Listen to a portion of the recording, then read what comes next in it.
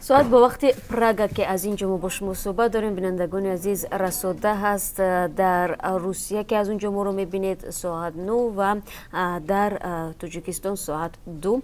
ва ҳоло дар ин вақт ман барои шумо сархати хабарҳои Тоҷикистону ҷаҳонро мегӯям ва фаромӯш накунед ки баъд аз расо 3 соат дигар барномаи хабарии Радиои Озодӣ тақдими шумо мешавад ки 15 дақиқа аст ва фарогири мавзӯи рӯз ва гузоришҳои муҳиму ҷолиб мебошад. хуб, марг дар вақти кор. мақомоти Тоҷикистон омори онҳоеро эълон карданд ки соли гузашта дар истеҳсолот ва ё ба ҳангоми фаъолияти корӣ фавтиданд. аз ҷумла дар бораи ҷароҳатбардоштагон низ сухан рафтааст. ҳамкорони мо ки дар нишасти матбуотии агентии бехатарӣ дар саноат ва кӯҳкорӣ ширкат доштанд мегӯянд, аз хориҷоне ки дар ҷои кор фавтиданд соли гузашта шаҳрвандони чин мебошанд.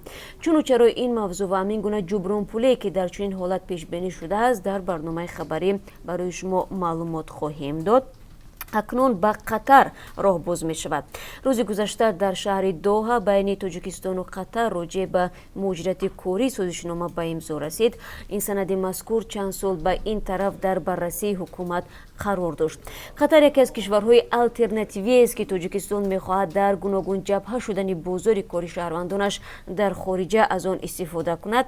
вале бархе аз коршиносон мегӯянд ҳамон гуна ки таҷрибаи Русия нишон дод, ин давлати арабӣ ҳам аз назари виҷагиҳои фарҳангиву иҷтимоияш барои корҷони тоҷик чандон осон нахоҳад буд.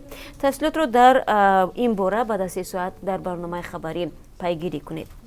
фирор аз таҳқиру беҳуқуқӣ. як сокини вилояти Суғ ки иддао дошт маъмурони милиса ӯро ҳангоми бозпурсӣ бараҳна карданд, аз Русия паноҳгоҳ талаб кард. Кибриё Юлдошева, сокини 33-солаи Ноеспитамен, дар оғози моҳи январи имсол бо 5 фарзанд Тоҷикистонро тарк намуда феълан дар як маркази паноҳҷӯёни Русия қарор дорад. дар як суҳбат ӯ қисса мекунад ки чӣ гуна тӯли як сол дар ватан зери фишор буд ва фарзандонаш низ қурбонии ин вазъият шуданд. ин иддаои Кибриё дар ҳолест ки мақомоти интизомии Тоҷикистон ахиран Кибриёи Юлдошеваро дар ҷустуҷӯи байналмилалӣ қарор дод. тафсилотро дар барномаи хабарӣ пешниҳоди шумо мекунем ва шумо метавонед дар ин барнома суҳбати худри Кибриёро бишнавед ва ҳамчунин фарзандонашро ки дар ин бора чӣ мегӯянд. аз бахши видеои корбарон мо дар барномаи имрӯз барои шумо бинандагони азиз ду мавзӯъро пешниҳод мекунем.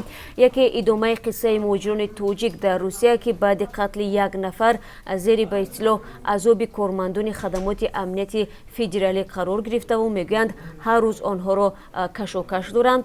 ва навори дуввум марбут ба беобӣ дар минтақаи шуроби Исфара аст. ин минтақа дар марзи Тоҷикистону Қирғизистон ҷойгир аст ва ба гуфтаи мусоҳибони мо сокинони он ҷо маҷбуранд обро дар 4 фасли сол харидорӣ намоянд. ва агар то охири барнома моро ҳамроҳӣ кунед, аз таҷлили 70-солагии шодравон Тоҷдини Муҳиддин, овозхони хушсадои тоҷик бароятон қисса мекунем. дар як гузориш хоҳед дид ки чӣ гуна дӯстону ҳамкорон ва ҳаводорони Тоҷдини Муҳиддин дар кохи фарҳанги шаҳри Ҳисор бо сурудани оҳанг ва қиссаҳо аз рӯзгори ӯ нақшашро дар рушди санъати эстрадии кишвар баён мекунанд.